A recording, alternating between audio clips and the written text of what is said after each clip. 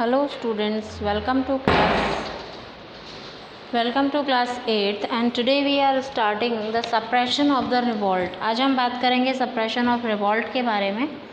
तो suppression of revolt क्या है कि जब ये revolt बहुत ज़्यादा इंक्रीज़ हो गया और बहुत सारी प्रेसिडेंसीज़ में जब ये फैलने लगा तो इस विद्रोह को, इस रिवॉल्ट को कुचलने के बहुत सारे प्रयास किए गए। लॉर्ड कैनिंग जो उस समय के गवर्नर थे, उन्होंने इमीडिएट स्टेप्स लिए इसको सप्रेस करने के, यानी इसको कुचलने के, इसको बंद करने के। ही collected the forces of Madras, उन्होंने मद्रास की फोर्सेस को कलेक्ट किया, बॉम्बे, श्रीलंका, बर्मा, इन सभी की फोर्सेस को कलेक्ट किया and ordered the loyal Sikh army, और लॉयल सिख आर्मी को दिल्ली में इमीडिएटली प्रोसीड करने के लिए ऑर्डर्स दे दिए, यानी जल्दी से उन्हें बोला गया कि आपको दिल्ली में प्रोसीड करना है दिल्ली के लिए, क्योंकि दिल्ली जो था उस समय सेंटर पॉइंट था। British captured Delhi on September 1857, British जो हैं उन्होंने दिल्ली को 20 सितंबर 1857 को कैप्चर कर लिया। After the prolong and bitter fighting, बहुत लंबी और बहुत ही ज़्यादा फाइटिंग के बाद एम्परर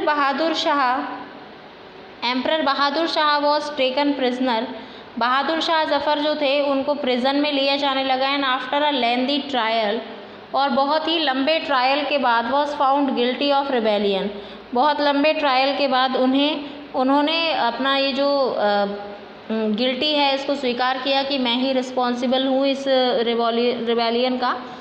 एग्जाइल्ड टू रंगून, और फिर उन्हें रंगून भेज दिया गया और उन्हें रंगून में नज़रबंद कर दिया गया, जहाँ पर उनकी डेथ हो गई 1862 में। The royal princess were captured, और रॉयल प्रिंसेस को भी कैप्चर किया गया and killed in cold blood, royal जो राजकुमार थे उनको भी कैप्चर किया गया और उनको भी पकड़ लिया गया, killed in cold blood at the place, और उन्हें भी वहीं पर मार दिया गया, टुडे एज नोन एज खूनी दरवाज़ा, और वहीं पर उसे आज का जो नाम है उसका है खूनी दरवाज़ा, जहाँ पर रॉयल प्रिंसेस को मारा गया था। Thus the Mughal dynasty finally came to an end, इस तरीके से मुग़ल डायनेस्टी जो है, यानी कि पहले बहादुर शाह जफ़र को प्रिजन में डाल दिया गया, वहीं पर उनकी डेथ हो गई क्योंकि उन्हें एग्जाइल कर दिया गया था, मीन्स नज़रबंद कर दिया गया था। फिर उसके बाद उन्हीं के जो सन थे यानी कि रॉयल राजकुमारों को भी मार दिया गया, जिस जगह को आज के टाइम में खूनी दरवाज़ा के नाम से जाना जाता है। Thus the Mughal dynasty finally came to an end, और इस तरीके से मुग़ल डायनेस्टी जो है वो बिल्कुल ख़त्म हो गई।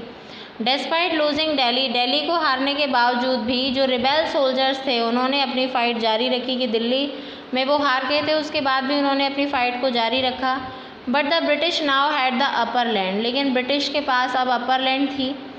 बख्त खां, रानी लक्ष्मीबाई, खान बहादुर खान एंड कुंवर सिंह, ये सब ब्रिटिश के ख़िलाफ़ लड़ाई लड़ते हुए मारे जा चुके थे।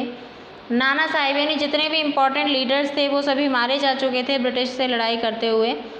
एंड नाना साहब एंड बेगम हज़रत महल एस्केप्ड टू नेपाल, नाना साहब और बेगम हज़रत महल जो थे वो बचकर, नाना साहब जो कानपुर के पेशवा थे वो बचकर नेपाल भाग गए। एंड कंटिन्यूड द स्ट्रगल, और उन्होंने स्ट्रगल को कंटिन्यू किया। Tatya Tope was arrested and hanged, Tatya Tope को अरेस्ट कर लिया गया और उन्हें हैंग कर दिया गया। So with in a year and a half, यानी 1 से 1.5 ईयर में ब्रिटिशर्स ने कम्प्लीटली इस विद्रोह को कुचल दिया, और हमारे सारे जितने भी मेन जो लीडर्स थे उनको या तो उन्हें वहाँ से छोड़कर भागना पड़ा या फिर उन्हें मार दिया गया, और इस तरीके से उन्होंने मुग़ल डायनेस्टी का भी एंड कर दिया। अब हम बात करते हैं फेलियर ऑफ द रिवॉल्ट की। ये रिवॉल्ट जो था वो फेल हो गया। देयर वर मैनी कॉजेज़, बहुत सारे कारण थे कि ये फेल क्यों हुआ, which led to collapse the mighty rebellion, जिससे ये जो रिबेलियन था वो फेल हुआ। तो देखते हैं कौन कौन से थे। तो फर्स्ट रीज़न क्या था इसके फेल होने का, that let we see, lack of a unified program and ideology. देखिए, एक यूनिफाइड प्रोग्राम का लैकनेस था, यानी कि एक होकर सभी ने प्रोग्राम, जो आइडियोलॉजी थी वो प्रोग्राम नहीं बनाया, सभी ने अपने अपने अकॉर्डिंग, यानी जब जिसको प्रॉब्लम हुई उसने तब विद्रोह कर दिया। इस तरीके से अगर एक एक करके ना लड़के अगर वो एक साथ लड़ते तो शायद इस रिबेलियन में हमें इंडिपेंडेंस मिल जाती। Rebellion swept of the British, rebellion जो है उसने ब्रिटिश सिस्टम को एक बार तो बहुत ज़्यादा अवेयर कर दिया था गवर्नमेंट के सिस्टम को, administration in India, but the rebels did not know what to create in its place. लेकिन रिबेलियंस जो थे वो ये नहीं जानते थे कि बस ये ब्रिटिशर्स के को हटाने के बाद हमें क्या करना है, यानी ब्रिटिशर्स को जब हटाया जाएगा तो उसके बाद हम क्या करेंगे। They had no forward looking plan in mind, कोई आगे की प्लानिंग नहीं थी उनके माइंड में। This made them rely on the outmoded feudal system with Bahadur Shah at its head. तो उन्हें वही ऑटोमोडेड यानी कि जो पुराने विचारों के फ्यूडल सिस्टम जो था बहादुर शाह का, उसी पर डिपेंड रहना पड़ा। और उस पर डिपेंड रहते हुए उन्होंने यानी कि जब कोई फ्यूचर का जब उन्होंने कोई प्लान नहीं बनाया कि आगे जाके उन्हें क्या करना है और कोई सिस्टम अपडेट नहीं किया, तो उन्हें बहादुर शाह को ही हेड बनाना पड़ा और बहादुर शाह पर ही उन्हें डिपेंड होना पड़ा। तो ये जो चीज़ थी, इसकी वजह से भी उनका यानी कि कोई एक यूनिफाइड प्रोग्राम ना होने की वजह से, कोई सिस्टम ना होने की वजह से उन्हें हार का सामना करना पड़ा। The other prominent leaders of rebellions, other जो प्रोमिनेंट लीडर्स थे रिबेलियंस के, लाइक नाना साहब एंड बेगम ऑफ अवध, इन सभी को भी लीडर्स बनाया गया, लेकिन ये सभी भी जो थे वो बहुत कमज़ोर पड़ गए ब्रिटिशर्स के आगे। अब हम बात करते हैं नेक्स्ट पॉइंट की। तो फर्स्ट ऑफ ऑल तो ये था कि यूनिफाइड कोई प्रोग्राम नहीं बना था। नेक्स्ट पॉइंट की हम बात करते हैं lack of unity among Indians. Indians के बीच में जो यूनिटी थी वो नहीं थी, यानी इंडियंस जो थे वो ही आपस में यूनिफाइड नहीं थे, यानी सारे भारतीयों के बीच में एकता नहीं थी।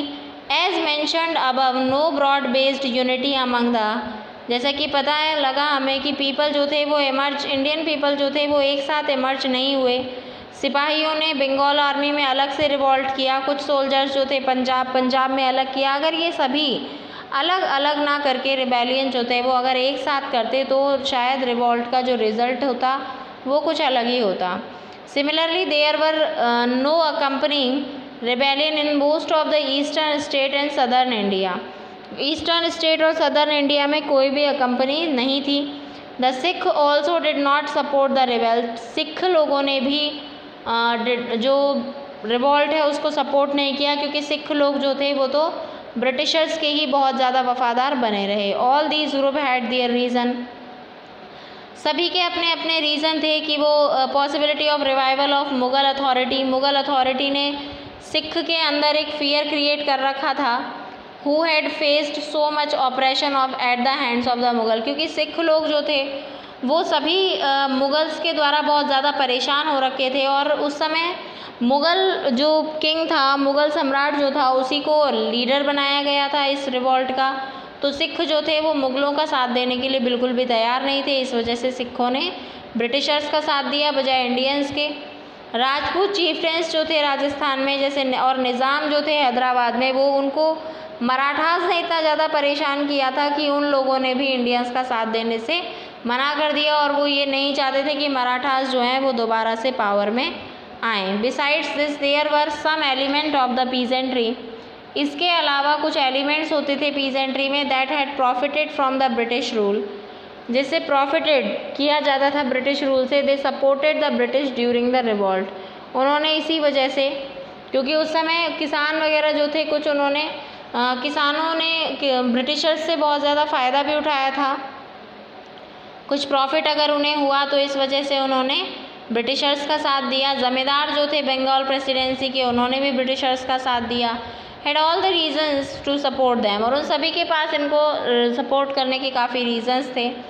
Bombay and Madras who did not go over to the rebels but supported the British, Bombay और मद्रास कैलकाटा कुछ जो ये लोग थे बिग मर्चेंट जो थे वो रिबेल्स में गए ही नहीं और ब्रिटिशर्स को सपोर्ट किया। यानी कि जिन लोगों ने इंडियंस को सपोर्ट नहीं किया तो ऑब्वियसली उन लोगों ने किसको सपोर्ट किया था, उन लोगों ने किसको सपोर्ट किया था, उन लोगों ने सपोर्ट किया था ब्रिटिशर्स को, जिन्होंने इंडियंस को नहीं किया। तो ये जो चीज़ थी ये बहुत ज़्यादा एंटी हो गई थी इंडिया की जो पॉजिटिव रिजल्ट्स आने चाहिए थे, क्योंकि इंडिया के लोगों में ही आपस में क्या नहीं थी, यूनिटी नहीं थी।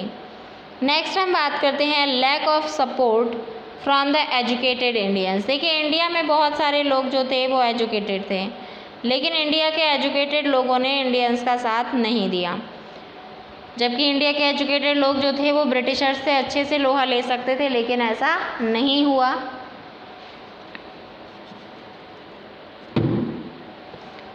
Modern educated Indians also did not support the revolt because in their view the revolt was backward looking। उनके व्यूज़ में रिवॉल्ट यानी ये विद्रोह करना ये एक पिछड़े हुए समाज की सोच है। एजुकेटेड मिडिल क्लास जो थे वो तो प्रोडक्ट ही थे ब्रिटिश सिस्टम ऑफ एजुकेशन के, क्योंकि उन्होंने तो सिस्टम से पढ़ाई की थी, ब्रिटिश सिस्टम से। वो बिलीव करते थे mistakenly that the British would lead the country towards the modernization, क्योंकि जो मॉडर्न जो इंडियंस थे यानी एजुकेटेड इंडियंस जो थे उनका ऐसा बिलीव था कि जो ब्रिटिश सिस्टम ऑफ एजुकेशन है या ब्रिटिशर्स जो हैं वो इंडिया को मॉडर्नाइजेशन की तरफ ले जाएंगे और इंडिया के अंदर ब्रिटिशर्स के होने से इंडिया जो है वो काफ़ी बेनिफिट में रहेगा और डेवलपिंग कंट्रीज़ में जल्दी ही आ जाएगा। जबकि ऐसा कुछ नहीं हो रहा था, जबकि उनके क्योंकि वो ब्रिटिशर्स ने ही उन्हें पढ़ाया था तो वो ब्रिटिशर्स की ही तरह सोचा करते थे।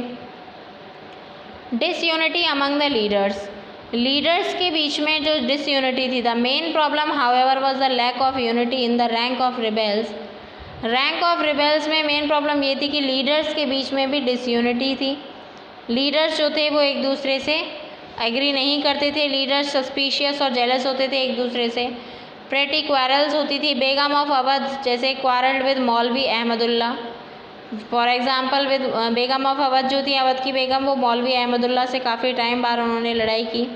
मुग़ल प्रिंसेस जो थे सिपाहीज़ और जनरल्स, अजीमुल्लाह पॉलिटिकल एडवाइज़र जो थे नाना साहब के, उन्होंने कहा कि दिल्ली नहीं जाना है, लेट्स he be overshadowed by the emperor Bahadur Shah, नहीं तो बहादुर शाह जो है वो उसे क्या कर लेगा, ओवरशेड कर लेगा। था सेल्फिशनेस बहुत ज़्यादा थी लीडर्स में और अपने आप को किसी से भी कम साबित नहीं करना चाहते थे, इसीलिए कभी एक साथ मिलकर खड़े नहीं हुए।